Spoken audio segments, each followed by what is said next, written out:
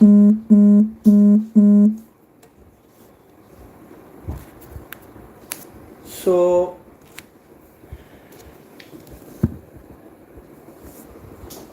let us begin with the next remedy in Alan's keynotes study streak today. It is day 9 of Alan's keynotes study streak, and I hope you all are learning well. If you are newly joined uh, to this Alan's keynote study streak, it is going to help you all revise your Alan's keynotes.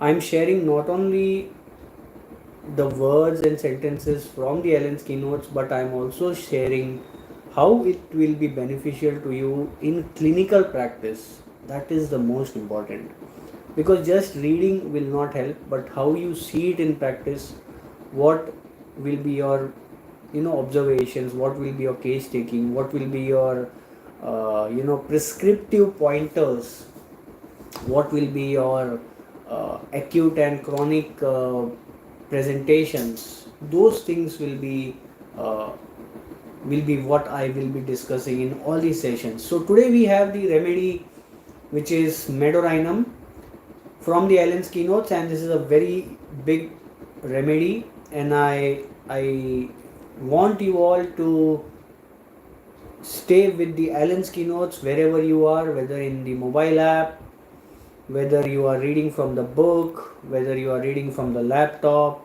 online, you get it anywhere.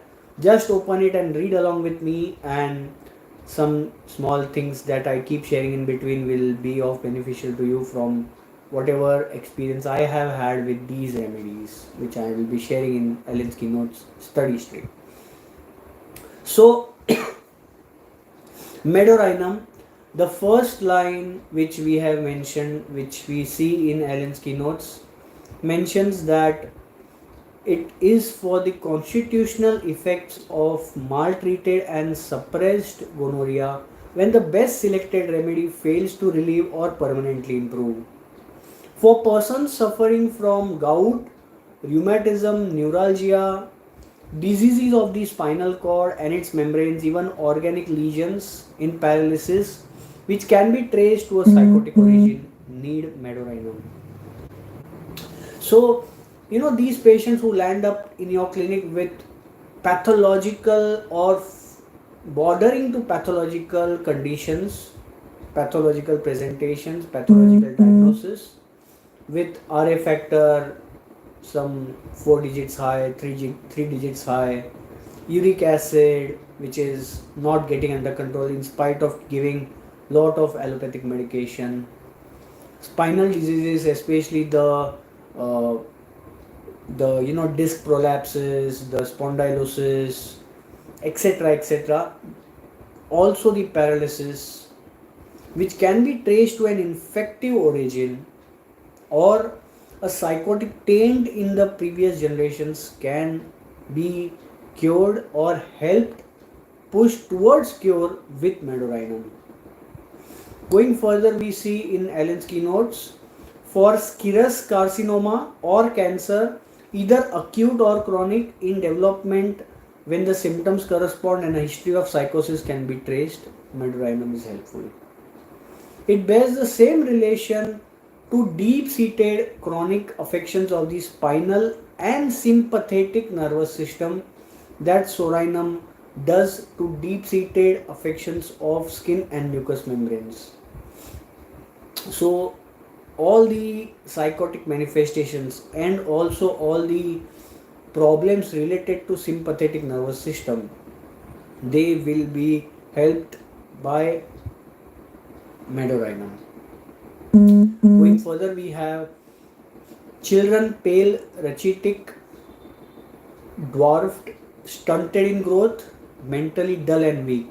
So you are having a case where it gives you a presentation like Baraita carb, which is one of the remedies mentioned in this sentence, and you are giving Baraita carb but the patient does not improve.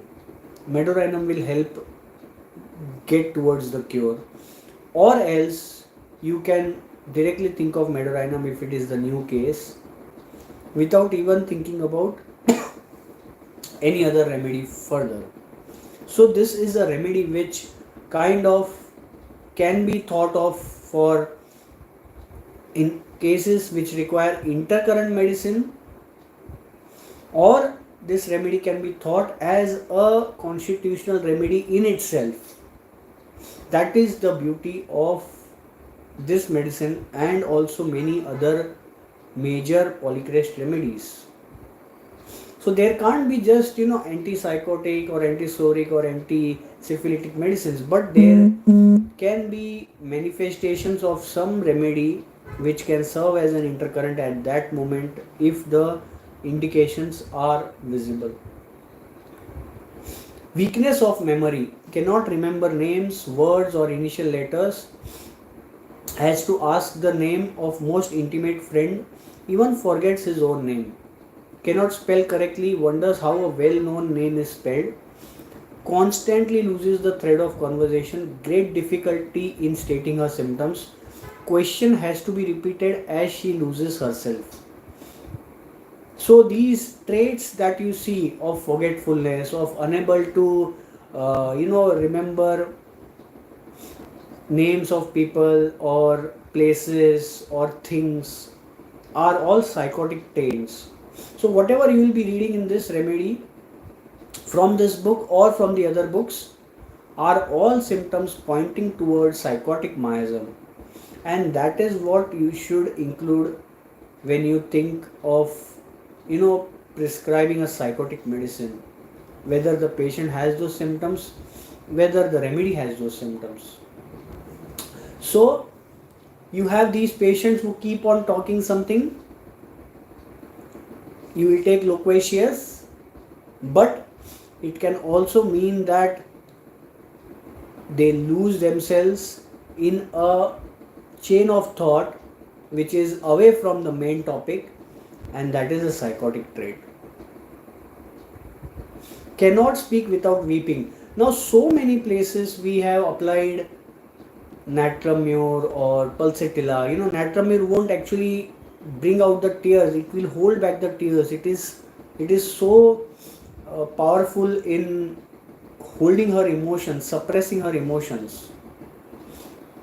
Whereas what we have is in medorrhinum, it will weep, lycopodium will weep, sepia will weep, pulsatilla will weep, but each will weep in their own way when they are narrating the symptoms.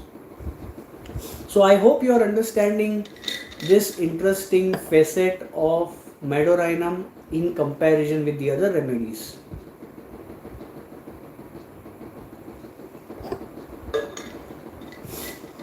And this is what is very important, to learn to differentiate and understand how this remedy is different from the other remedies. Okay, so there will be patients who will talk, narrate their symptoms and they get weepy. That will indicate you sepia or medorrhinum. There will be patients who will just keep on weeping when they are narrating their history randomly at random points. Sepia will weep only at those sensitive points. Those will give you the indications for the remedy. Anticipates death, always anticipates, feels matters most sensitively before they occur and generally correctly. So what does this mean? This means that there is a kind of a clairvoyant trait already in this remedy, and it anticipates, it fears that this will happen, and it actually happens. This we see very strongly in the remedy phosphorus. So you have this trait as a psychotic trait, and if patients tell you that I felt that this incident will happen in this way, and it actually happened this way, and I have felt this many times to happen. So we have to try to find out from the patients whether these things have happened again and again rather than in just one incident. If it happens again and again, then it is an indication for a remedy. It is an indication of a process going on in the body and it needs a medicine. Irritated at trifles, cross during the day, exhilarated at night. So you have these patients who are very stubborn, very, especially the children or the old age, who are very irritable during the day. They are very snappish, but at night they are so happy. They just want to play. They just want to, whoever family member comes from the out, from their work, they want to play with them. They are so happy. Suddenly the mood changes. You will be thinking about remedies like Lyco, Jalapa, Sorainum, based upon day or night activity or dullness or sleepiness. But medorrhinum also should be thought. Very impatient remedy, peevish remedy. Anxious, nervous, extremely sensitive, starts at the least noise. So you have this trait from borax, which we studied last week, also in calcarea, also in another remedy which is natrum. Most of the natrums will have this, and that is what gives you the indication for these indication of these remedies. So anxious and irritable and gets aggravated by least noise or sound. Time passes too slowly, just like Illumina, Argentum nitricum, Cannabis indica. And that is the reason, because it feels that time passes too slowly, it feels that it has to hurry, because the time is a very important factor, and that is why they do hurry in all the activities, and that is why they get fatigued. Many symptoms are aggravated when they are thinking of them. Same like oxalic acid. Great heat and soreness with enlargement of lymphatic glands all over the body. So now you see this pattern evolving. Children who are peevish, children who are irritable, who develop lymph nodes in the abdomen because of poor diet, they are not eating well, and they keep on eating fast food items, and when you check their abdomen, it is sensitive. When you tell them to do sonography, you will find that they have kind of mesenteric glands which are inflamed. Those are the cases that will require medorrhinum, and believe me, medorrhinum works so beautifully to cure them. It is going to help you. There is also another symptom in medorrhinum further down the line in this Ellen's keynotes, which says that they have pain in the legs all in the evening or when going to bed. So you have these children who complain of these components.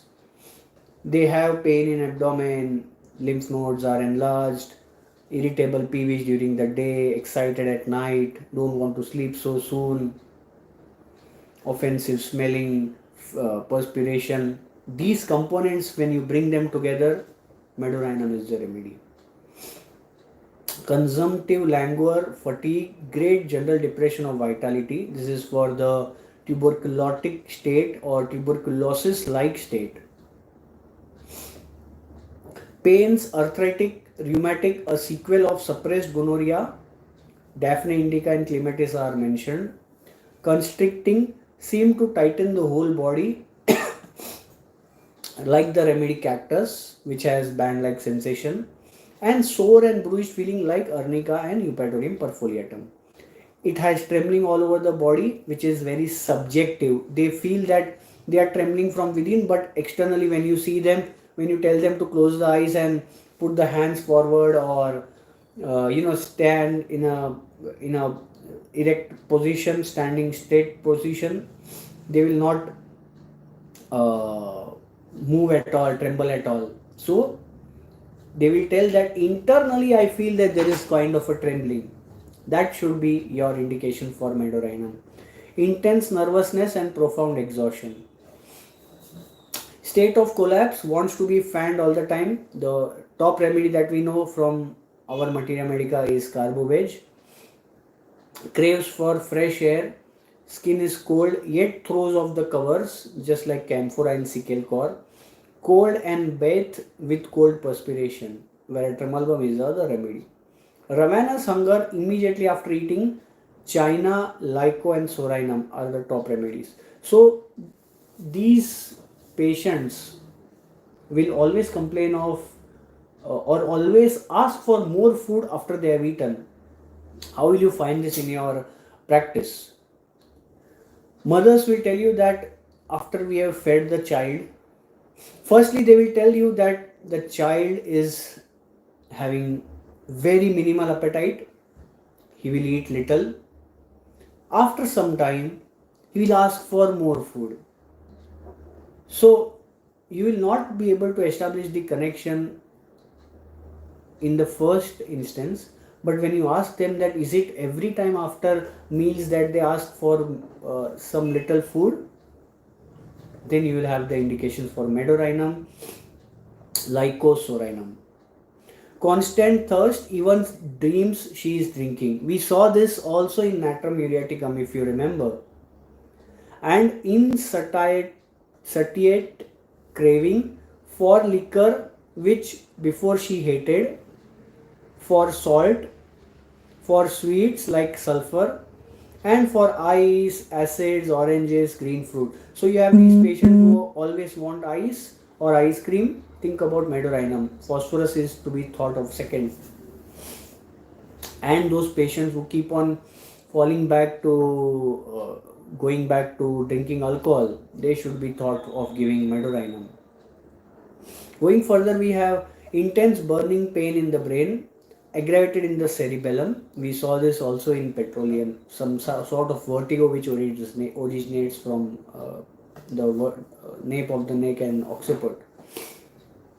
But the pain in medorrhinum extends to the spine.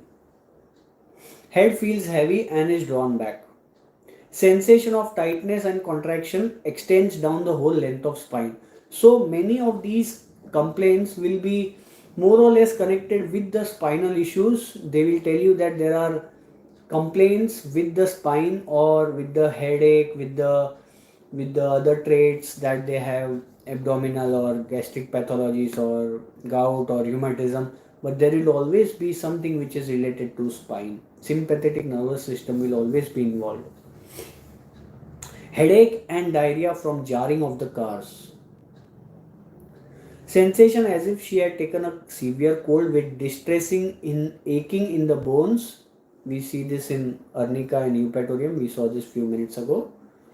Throat sore and swollen, deglutition of either liquids or solids impossible. Merck sol is the other remedy. So medorrhinum and Merck are like parallel remedies. You will see picture of both the remedies in patients. Do not confuse in giving one after the other. Try to individualize, stick to one remedy and then increase the potency of that remedy rather than jumping ships from one remedy to another to the first. It is going to confuse your cases a lot. So throat is constantly filled with thick grey bloody mucus from posterior nares like hydrastis, and there is asthma which is choking caused by weakness or spasm of epiglottis. Larynx stopped so that no air could enter. Only better by lying on the face and protruding the tongue. A very vague position. We memorize this for our Viva Voce exams in college, and this is what happens in practice also. Maybe you will not see that patients are protruding tongue always, but they always sleep on the abdomen, which is very peculiar. Soreness of larynx as if ulcerated. Dyspnea and sense of constriction, can inhale with ease but no power to exhale, just like Sambucus. So they will inhale very well, but the expiration does not happen. What does that mean? Carbon dioxide gets collected, and if carbon dioxide gets collected a lot or they cannot expel things out, then they will have toxicity in body, which is what causes the problem. Cough, dry, incessant, severe painful as if mucous membrane was torn in the larynx, deep hollow like coughing in a barrel. So you have this, kind of a tubular structure. If you speak in it, how does it seem? It seems as if it's radiating the sound in a wave like fashion, and it gives you a different sound at the other end. This is how the cough seems like for medorrhinum. Aggravated mostly at night from sweets on lying down. Again, better by lying on the stomach. Sputa is albuminous, frothy, small, green, bitter balls, viscid, difficult to raise. We see also the same thing in natrum sulf. And if you see natrum sulf and medorrhinum are more of psychotic remedies, again thuja is another remedy. So these remedies will always seem very similar in presentation. You will have to differentiate from physical generals.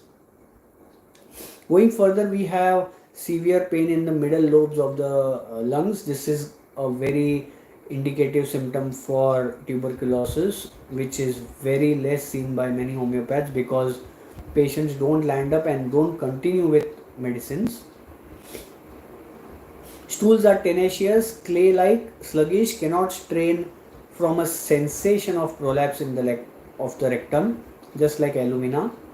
Constriction and inertia of bowels and ball-like stools, similar to lachesis, can only pass stools by leaning very far back, and they are very painful, as if a lump on the posterior surface of the sphincter, so painful as to cause the tears. So in patients who have long-standing constipation, one of the remedies you should think of is medorrhinum. Slowly down the line, when the patient is constipated, they will develop a posture which is very vague in nature, which is not normal. When things are not normal, those indicate psychotic traits. When things are normal, they will indicate soric traits. So only the function is disturbed. But if the function is disturbed, leading to changing in appearance of the tissues and the normal structure of that organ or tissues, psychotic remedy. And when the destruction has happened, that should indicate syphilitic. Or it is an opposite behavior, opposite to soric behavior, is seen in syphilitic. And then you will have traits of sorrow, psychotic, psychosyphilitic, etc. etc. There will be sharp needle-like pains in the rectum, oozing of moisture from the anus, fetid odor of fish brine. I already shared fish brine in one of the sessions few days ago. It is as if the fish is freshly picked out from the ocean, and how it smells. It smells very salty. That is what the oozing of the moisture and all the other traits of psychotic miasm will be. This is also seen in causticum and heparin sulf. Severe pain, backache in the renal region, better by profuse urination, lycopodium. If you have a patient who is having spondylosis or any lumbar pathology, dorsal lumbar pathology, lumbosacral pathology, ask them if they feel better by urination, at least for some moment. If they do feel, think about medorrhinum and lycopodium. Renal colic, one of the indications for medorrhinum in renal colic is that there is sensation as if the stone has passed, and they will have craving for ice. This is mentioned in urinary system. Can you believe it? Something that is mentioned out of the blue, not connected to that system. In urinary system, there is no need for craving for ice. But you can see that in Allen's keynotes, renal colic, intense pain in ureters with sensation of passing of calculus. There are 3 remedies mentioned, and then there is craving for ice. So patients who have craving for ice and they develop calculus, think about medorrhinum. Berberis, Lyco and Ossimum canum are the other 3 remedies. Medorrhinum, I would say, is most underrated remedy for renal calculi. We can give it as a intercurrent, or we can give it as a constitutional, as I told earlier. Patients who have nocturnal enuresis, especially children, think about this remedy. Passes enormous quantity of ammoniacal, very foul smelling, high colored urine in bed every night, aggravated by overwork or overplay. These children will play a lot in the evening from 5, 6, 7 to the night. They'll go to sleep and then they'll pass urine at midnight or close to midnight. Think about medorrhinum before any other remedy.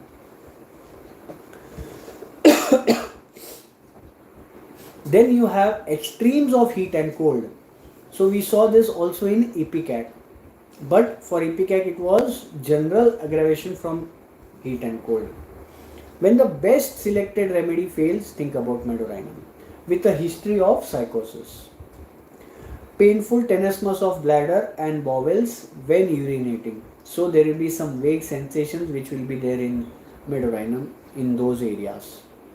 For women with chronic ovaritis, selphingitis, pelvic cellulitis, fibroids, cysts, other morbid growths of uterus. Morbid means something that is not normal, and not normal means that it can be fibroid, it can be cysts, it can be something which is an overgrowth. Medorrhinum needs to be given every 15 days, I would say. One dose every 15 days. And give it in high potency. Give it like 10 m or at least 1 m with your constitutional medicine.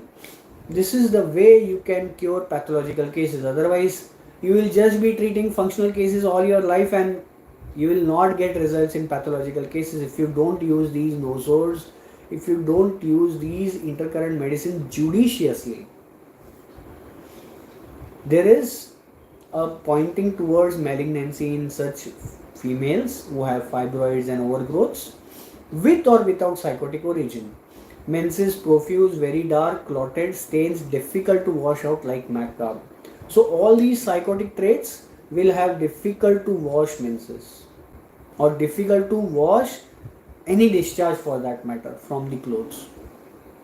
Metrorrhagia at climacteric, profuse for weeks, flow dark, clotted, offensive in gushes, on moving with malignant disease of the uterus.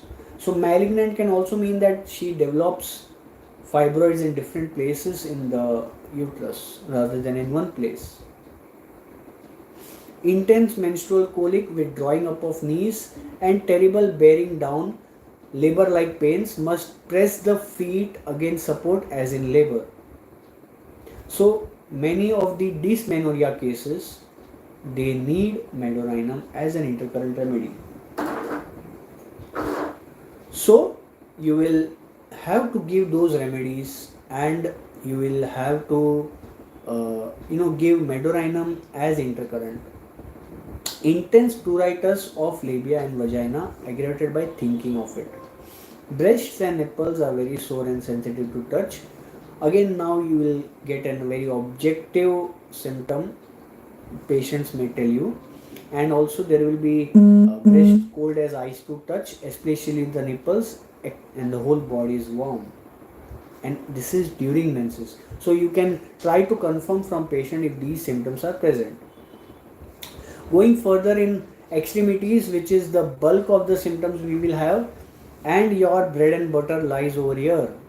Pain in the back between scapulae, whole length of the spine sore to touch. So patients who cannot sit with the spine touching to the back, they need medorrhinum. The other remedy is chininum sulph. Chininum sulph will have this mostly in fevers. Intense burning heat beginning in the nape of the neck, extending down the spine. So anything that has to start from somewhere, land up in the spine, think about medorrhinum. With a contractive stiffness aggravated by stretching. They cannot stretch their body, it is so stiff. So you understand this kind of a psychotic trait that starts from one part and it also lands up the problem in the spine.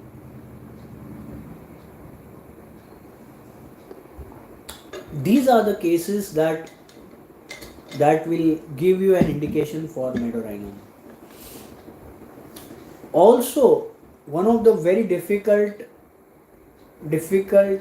cases to treat for a homeopath is rheumatism of shoulder.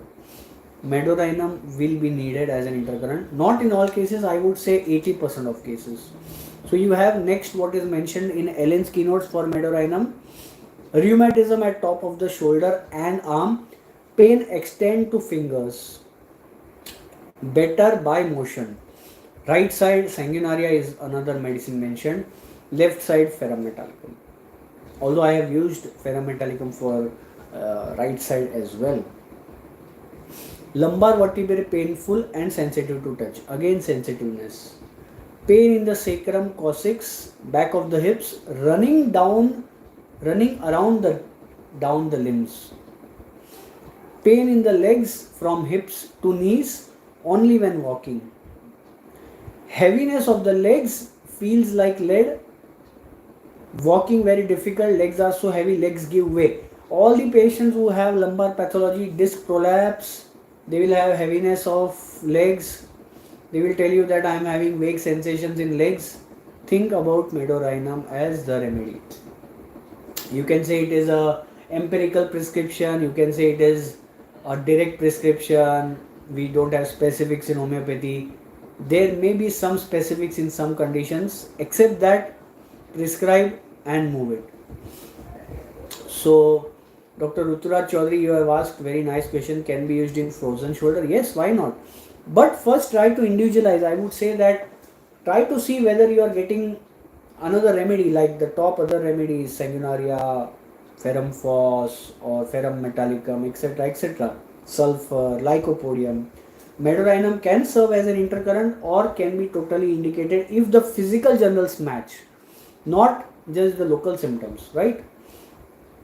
Going further, we have lower limbs ache all the night, preventing sleep. So I just shared a few minutes ago how those children who are overworked and overplayed will get nocturnal enuresis. They will have some complaints which start at night, right? Those patients will have lower limbs aching all the children. So many psychosomatic patients come to you. Children will have these kind of pains in the abdomen, pains in the head. Some teacher has shouted at them. They had a fight with their friends in the school. They are not going to tell you the truth, or they may not be able to tell you the truth because it happened for that moment. They forgot, but that memory remained and that caused a problem. This is what psychosis is. Happens, causes an effect, leaves. The body suffers.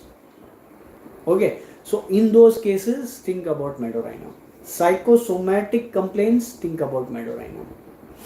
Intensely restless and fidgety feet and legs, like Zinca metallicum. Terrible burning in the legs and arms during an electrical storm, thunderstorms which happen. Aching in the legs, inability to keep them still in the bed, aggravated when giving up control of himself, when relaxing in trying to sleep. When they are trying to sleep, complaints will start. And there will be also the diametrically opposite thing, which is coldness of the legs and feet, of hands and the forearms. Drawing, contracting sensation in hamstrings and ankles, cramps in the calves and the soles like cuprum.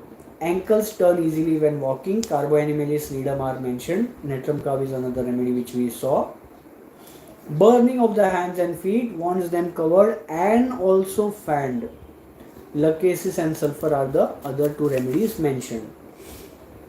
Almost entire loss of nervous force in the legs and arms, exhausted by slightest effort. Patients who are least work tires them out. Although you should check for vitamin D, vitamin B12, give them their nutritional dosages if they are needed. Think about medorrhinum also as the remedy. painful stiffness of every joint in the body. All the symptoms that are mentioned over here in Helen's keynotes are almost the base of your prescription for medorrhinum. Deformity of finger joints, large puffy knuckles, swelling and painful stiffness of ankles, great tenderness of heels and balls of feet, swelling of all the joints were puffy like wind galls. Rheumatoid arthritis, uric acid deposits, think about medorrhinum. It can be an acute prescription, it can be a chronic prescription, it can be a constitutional prescription. Last but not the least, aggravation of medorrhinum. Generally aggravation is aggravation from thinking. This is a very strong psychotic trait. Helonias and oxalic acid are the other two remedies, although I would say it's more of medorrhinum which we should think of. Aggravation by heat also, by covering, by stretching, thunderstorm, least movement, sweets, and from daylight to sunset. Syphilinum will have sunset to the daylight. Amelioration at the seashore. They feel very good when they go to the seaside.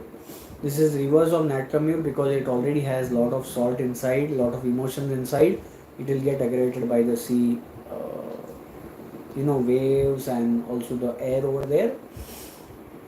It feels better. Medorrhinum feels better by lying on the abdomen, and it feels better in the damp weather. Causticum and Nux moschata are the other two remedies. In comparison, we have for dry cough, we should compare it with Ipecac, Camphora, Cical, Tabacum, Veratrum in collapse, and picric acid and gelsemium in inability to walk, and aloes and sulfur in morning diarrhea. One last line what is mentioned and what we need to remember, every one of us, is that burning feet of sulfur, restless fidgety feet of zincum are both found in medorrhinum. So you have patients who are sitting in the clinic but they are doing something all the time with their hands, with their legs. Those patients need medorrhinum. It can also be accompanied with burning of feet. It can also be without the burning of feet. So that's the end of the medorrhinum, one of the biggest remedy. It was almost like 6 pages of materia medica, and I felt like reading from not the keynotes but the entire detail of medorrhinum. But this is what it is. These are the indications which clinically you will see. If you are giving medorrhinum, think about high potency. Start with 1m and 200 rather than the low potencies. Sometimes low potencies can be tried, but the high potencies 1m and 10m are going to help you a lot clinically, push the case forward. No pathological cases can be cured if you don't touch the high potencies. There can be a few cases which will get better with 30 and 200, but you need frequent repetition. Also, it depends on the origin and duration and progress of the case. So all those things matter, and in future I'll be sharing a few cases, so that will give you more light about these things. So coming to an end, and let's wrap it and call it a day. Thank you all for joining, and let's meet tomorrow same time with another set of remedy.